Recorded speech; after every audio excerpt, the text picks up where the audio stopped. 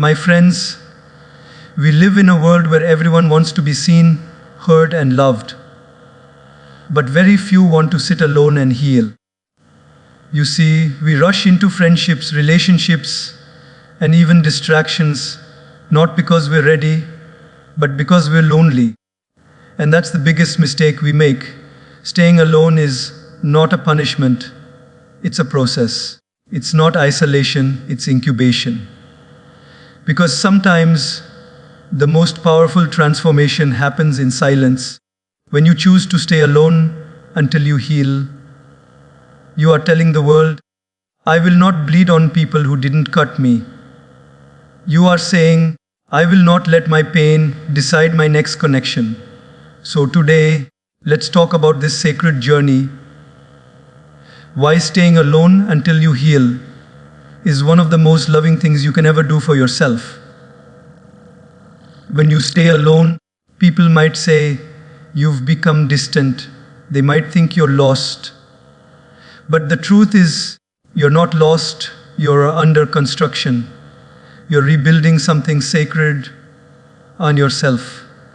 When life breaks you, when someone leaves you, betrays you, or when your trust is crushed, you don't heal by replacing them, you heal by reconnecting with you. You don't need another person to fill the emptiness inside you. You need time, patience, and compassion to refill your own soul. You see, when a building is damaged, the first thing they do is clear the debris before rebuilding. You can't lay new bricks on top of the broken ones. In the same way, when your heart has been shattered, you can't build a healthy connection on top of pain. You have to clear the emotional debris, and that happens only in solitude. Being alone gives you space to breathe, to think, to feel without filters, without the noise of others' opinions. It's the time when you can finally ask yourself questions like, who am I now? What did I learn from what happened? What do I want to become next? These questions are not answered in crowded rooms. They are answered in silence. But here's the thing most people don't realize: solitude is not the absence of people, it's the presence of peace. When you stay alone and begin to rebuild, you start noticing small shifts. You become more grounded, more aware, more connected to your own values. You begin to choose people, not because you're lonely, but because you're ready. It's in those quiet nights when you sit alone with your thoughts that real healing begins. You cry, you reflect, you release, and slowly the wounds that once defined you start turning into wisdom that refines you. That's the beauty of staying alone until you heal. You don't just recover, you rebuild better. So don't rush. Don't let the world's noise convince you that being alone means being unloved. Because in truth, this is the season where you are learning to be your own home. And when you finally rebuild yourself from that place of wholeness, no storm can ever break you the same way again. In today's world, silence has become one of the rarest experiences. We wake up to notifications, fall asleep to noise, and in between, we drown in endless conversations that never truly touch the soul. But silence, real, deep, mindful silence, is where healing begins, because silence speaks what words cannot. When you choose to be alone and quiet, something magical starts to happen. The outer noise begins to fade, and the inner voice, the one you've ignored for so long, begins to whisper again. At first, it feels uncomfortable. You may feel restless. You might even feel an ache in your chest, a longing to talk to someone, to distract yourself. But if you resist that urge to run and simply sit with yourself, you'll start to hear the gentle language of your heart. That voice might say things like, I'm tired, I'm hurt, I just want peace. And that's when the real healing begins, not by covering the pain with noise, but by listening to what your soul has been trying to say. Silence doesn't mean emptiness, it means connection. It's the bridge between your wounds and your wisdom. Think about it.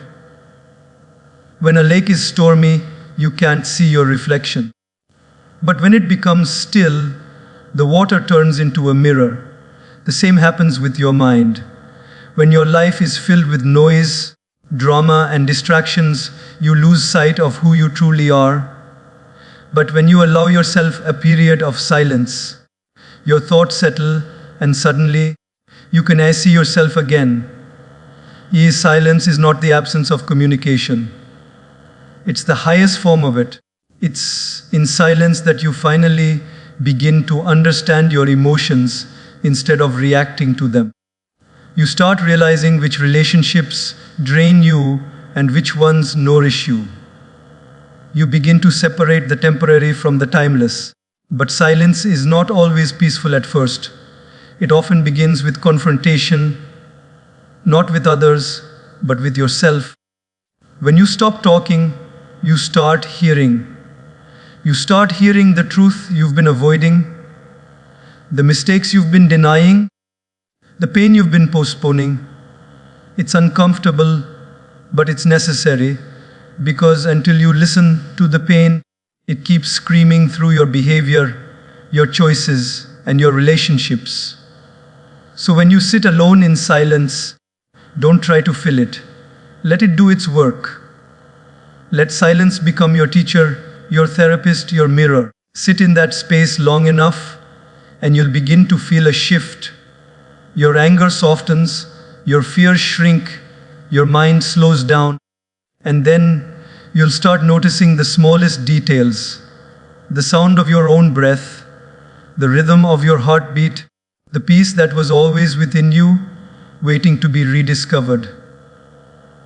Silence is not running away from the world, it's returning to yourself. It's the moment when your inner chaos meets your inner calm. And once you taste that kind of silence, you'll realize you don't always need answers from people. Sometimes you just need quiet from the world to hear the answers that were already inside you. When your heart is wounded, when it has bled from disappointment, betrayal, or loss, the temptation to fill that empty space is strong. You want comfort, you want warmth, you want someone to make you forget what broke you. But the truth, my friend, is this: if you invite new people into your life before you've healed, you are not building love, you are building repetition. You are not beginning a new chapter. You are reading the same painful one in a different handwriting. We often think another person will save us from our sadness, that their presence will heal our loneliness. But here's the reality. When you haven't healed, your pain becomes the filter through which you see everyone. You start comparing, assuming, expecting. You start looking for reassurance, not love, for escape, not connection. You end up punishing people for wounds they didn't cause. And that's not love, that's emotional recycling. When you bring new people into your old pain, you unconsciously make them carry a burden they didn't create. You project your past onto your present. You start looking for signs of betrayal in kindness, rejection in silence, abandonment in space. You see ghosts of your past where there are none.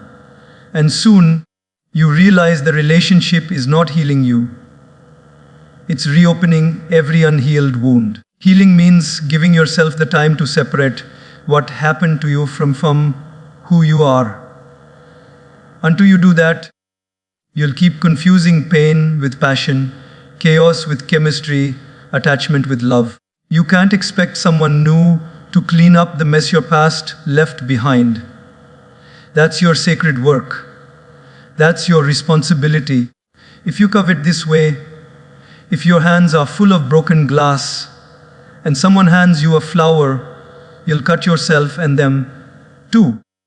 Not because the flower was dangerous, but because you never took time to put the glass down. Staying alone until you heal is about putting the glass down. It's about saying, I need to stop hurting myself and others with the shards of my past. When you choose to stay alone, you give your heart space to breathe. You learn how to be okay with your own company. You begin to discover what peace feels like when it's not dependent on anyone else. And once you find that peace within, you stop seeking it outside. That's when love transforms from a need into a gift. Because real love cannot exist in the shadow of old pain. Real love needs clarity, not confusion. It needs readiness, not rescue. It needs two whole people choosing each other, not two broken souls clinging to each other. So if you're still healing, don't rush to replace. Don't rush to move on. Take the time to sit with yourself. Take the time to learn the lessons your pain came to teach. Because when you heal, you will stop attracting people who match your wounds and start attracting people who match your worth. Stay alone until your heart stops shaking when it hears the name that hurt you. Stay alone until your smile doesn't hide your scars anymore. Stay alone until peace feels normal. Because that's when you'll know you're ready to love again, not from emptiness, but from wholeness. Pain, it's the one thing we all try to run from. We bury it under distractions, hide it behind smiles, or drown it in work, entertainment, and relationships. But here's a truth most people never realize, as pain is not your enemy. Pain is your greatest teacher. It's the one that never lies to you. It arrives not to destroy you, but to wake you up. When you go through heartbreak, loss, or betrayal, you often say, why me? But if you sit quietly with that pain, instead of running away from it, you begin to understand that life is not punishing you, it's preparing you. Every ache, every tear, every sleepless night carries a message. Pain says, look deeper. Pain says, something within you needs attention. It's not there to hurt you, it's there to heal you, if you're willing to listen. Running from pain only multiplies it. The more you avoid it, the louder it gets. You can cover it with distractions, but it never disappears. It just waits for you in silence. Healing begins the moment you stop running, the moment you sit down and say, okay, pain, I'm listening. That's when pain turns into a teacher. Think about it. When you touch fire and get burned, the pain teaches you not to do it again. In the same way, emotional pain teaches you what boundaries you need, what people to trust, what patterns to break, what parts of you need growth. If you don't sit with that pain and learn from it, you'll keep repeating the same lesson again and again, just with different faces and different stories. When you finally allow yourself to feel, really feel, you release what's been trapped inside for years. You cry not because you're weak, but because you're cleansing your soul. Every tear is a piece of pain leaving your body. And as you sit with it, the edges of your wounds start to soften. You start seeing how everything that once broke you is actually shaping you into a wiser, deeper, more compassionate person. You see, pain breaks down your pride. It humbles your ego. It teaches you empathy. It forces you to grow in ways comfort never could. It's in pain that you discover what truly matters, who truly stays, and what truly heals. Pain strips away illusions about people, about life, and about yourself. And when those illusions fall apart, truth begins to emerge. Most people want to skip this part. They want healing without feeling, transformation without tears. But you can't heal a wound you refuse to touch. You can't build strength without facing the storm. You can't find peace without walking through chaos. Pain is the bridge between the person you were and the person you're becoming. So instead of asking, why is this happening to me? Start asking, what is this trying to teach me? Maybe it's teaching you patience. Maybe it's teaching you self-worth. Maybe it's teaching you how to finally let go of what was never meant for you. When you stop running and allow yourself to sit with your pain, not judge it, not escape it, you'll start noticing that it changes shape. What once felt unbearable begins to feel enlightening. You realize that your pain was never there to destroy you. It was there to reveal you. It was chiseling away everything that wasn't authentic, everything that wasn't you. So next time life hurts, don't rush to silence the pain. Sit with it. Listen to it. Thank it. Because one day, you'll look back and say, that pain was the reason I grew. That pain was the reason I found myself. So pain is a teacher that doesn't use words. It uses transformation.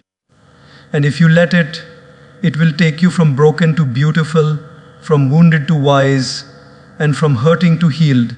Just as your body needs rest after a long day, your mind and heart also need recovery after carrying emotional burdens. You can't keep pouring from an empty cup.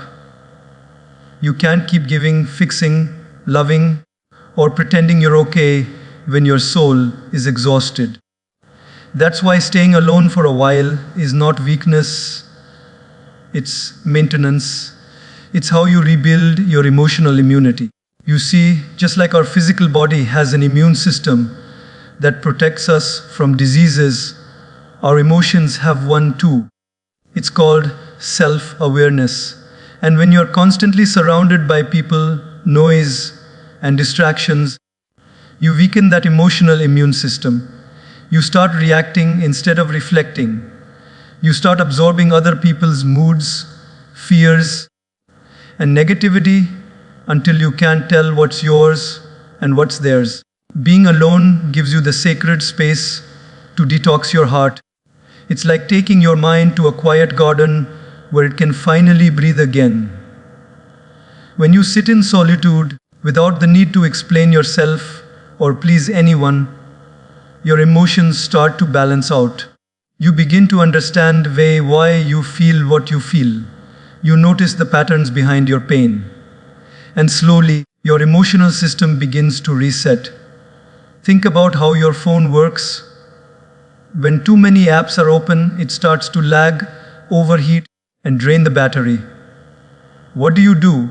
You close everything, give it time to cool down, and let it charge. Your mind works the same way. Every argument, every stress, every unspoken feeling, all those open tabs drain your emotional energy. Solitude is the moment you press reset. But here's something important. Solitude doesn't mean isolation. It doesn't mean cutting everyone off forever. It means connecting deeply with yourself before connecting again with others. It's learning to be okay without constant validation, without someone needing to check on you, without the urge to escape your own company. Because the truth is, if you can't sit alone with your thoughts, it means there's something inside you that's been begging to be heard. When you allow yourself that quiet space, something begins to shift. You start building strength that no chaos can shake. You stop getting triggered so easily. You begin to respond, not react. You learn how to protect your peace, not by avoiding people, but by mastering your emotions. That's emotional immunity. When life throws storms at you, but you stay steady because you've already learned how to calm your inner ocean. Solitude teaches you to stop depending on others for stability. It helps you become emotionally self-sufficient. And that doesn't mean you stop needing love. It means you stop depending on love to survive.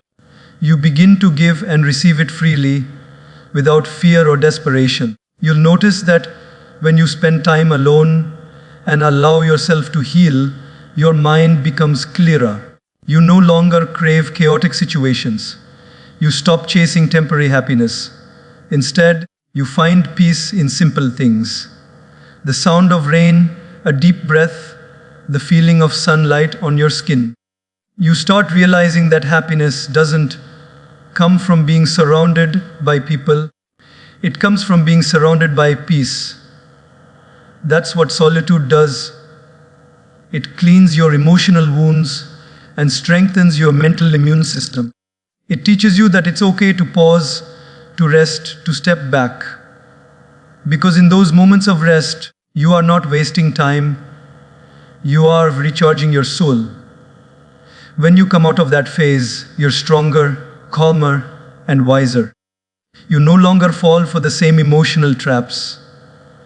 You no longer tolerate what disturbs your peace. You no longer confuse noise for connection. You become grounded, like a tree that can withstand any storm. Not because it avoids the rain, but because its roots have grown deep. So don't be afraid to be alone for a while. Don't be afraid to recharge. Because solitude is not loneliness. It's therapy. It's how your heart rebuilds its immunity. It's how your soul learns to protect its peace. And when you return to the world after that, you don't come back empty. You come back whole. Healing demands honesty, and that's one of the hardest truths most of us try to avoid.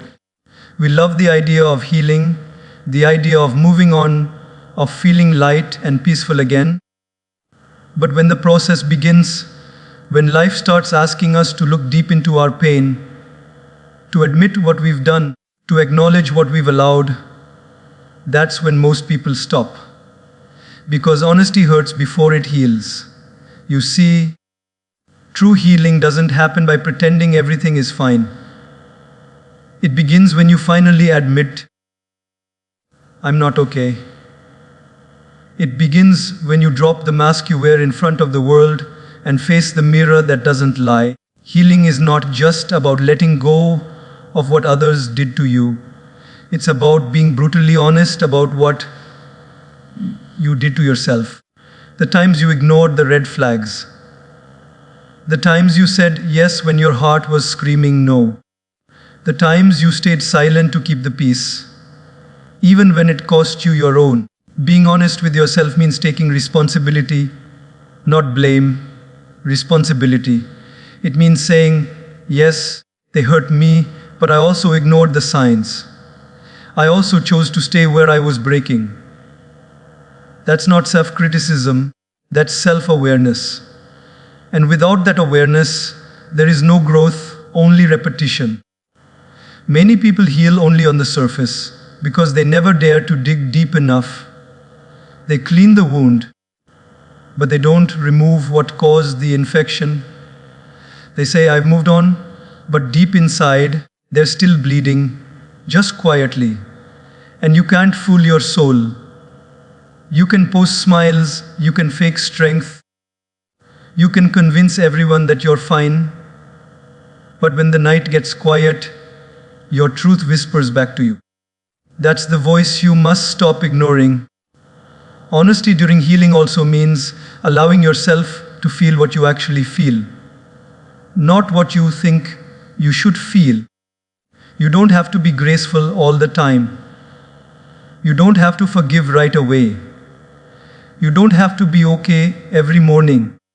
Sometimes healing looks messy. Sometimes it looks like crying over things you thought you'd forgotten.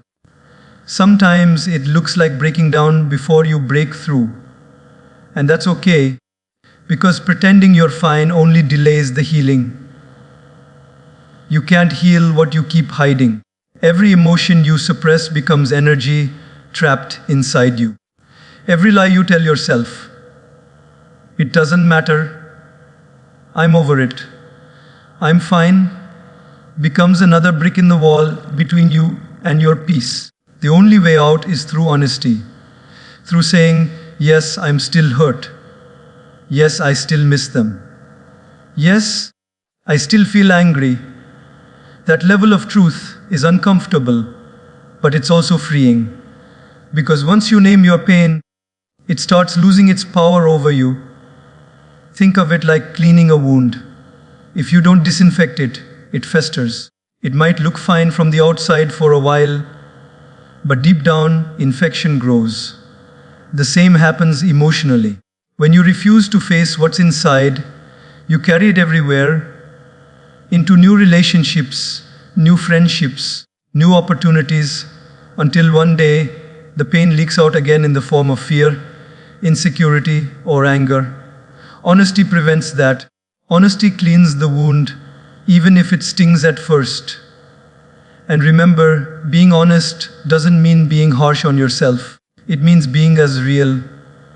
It means saying, I'm learning, I'm healing, I made mistakes, but I'm growing. It's about accepting yourself with all your flaws and still choosing to show up for your healing. That kind of honesty builds strength that no lie can replace. So if you truly want to heal, start by being honest. Sit with yourself and ask the hard questions. What am I running from? What am I pretending not to see? What part of me still needs forgiveness?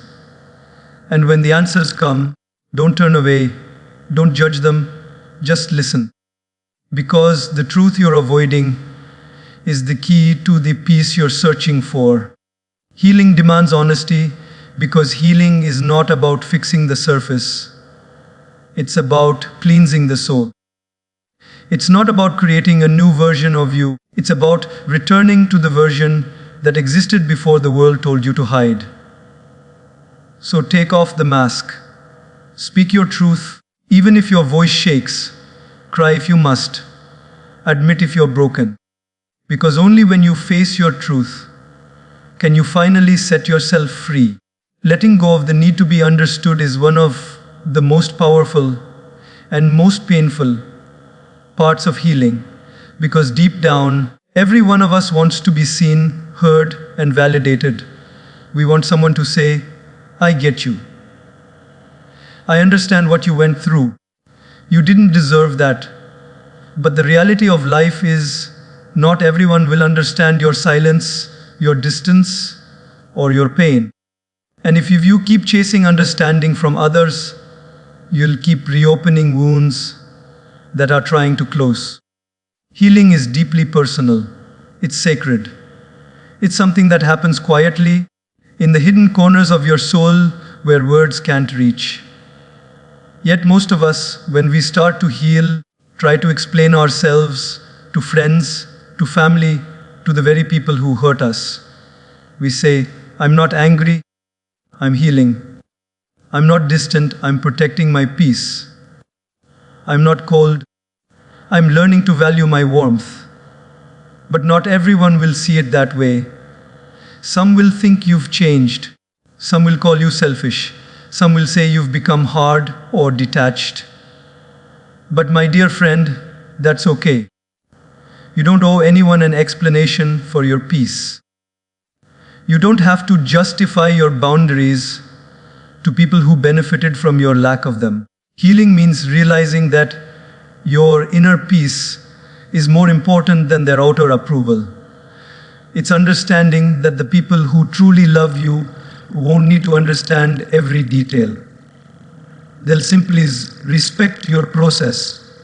You see, the need to be understood often comes from a deeper wound, the fear of being misunderstood or rejected. Maybe all your life, you tried to please people, to make them like you, to make them stay. Maybe you were always the one explaining, fixing, or defending yourself. But healing asks you to break that pattern. It asks you to choose peace over proving, to choose solitude over misunderstanding, to choose silence over arguments that go nowhere. When you stop needing to be understood, you start freeing yourself. You stop explaining your choices, your silence, your distance. You begin to realize understanding is a luxury, not a requirement. Not everyone has the capacity to see your depth, to grasp your pain, or to comprehend your boundaries. And that's not your fault, nor theirs. Everyone perceives life through the lens of their own wounds. Some people can only meet you as deeply as they've met themselves. So instead of trying to make them understand, bless them and release them. Let them think what they need to. Let them have their version of the story. You don't have to correct every misconception or defend every decision. Truth doesn't need explanation, it needs peace. And peace grows when you stop chasing validation and start nurturing your inner calm. Think of a tree. It doesn't explain why it sheds its leaves. It doesn't justify why it stands still when the seasons change. It simply trusts that growth is happening within, even when no one sees it. The same goes for you. You don't need to announce your healing. You don't need to prove your growth. The people meant for you will notice the calm in your eyes and feel the softness in your energy. They'll see your peace and understand it without words. And yes, it hurts when people misunderstand your silence, when they think your withdrawal means you don't care. But remind yourself, silence doesn't mean indifference, it means introspection. Distance doesn't mean disinterest, it means discernment. Sometimes you have to step back, not because you've stopped loving, but because you've started respecting yourself. Healing asks for solitude, but also for surrender, surrendering the need to be seen in order to be centered. You stop waiting for closure from others because you learn how to give it to yourself. You stop expecting people to understand what they've never lived. You start realizing that being misunderstood doesn't take away your truth. It only shows that your truth was never meant for everyone to grasp. So, if you're on a healing journey, remember this. Not everyone will understand your silence. Not everyone will understand why you're choosing peace over presence, calm over chaos, or solitude over social circles. And that's okay, because you are not healing for them. You are healing for you. Let go of the need to be understood. You're not here to be explained. You're here to become whole. And sometimes wholeness looks like walking away quietly, smiling softly, and letting people misunderstand you. While you go on to find a peace they may never comprehend.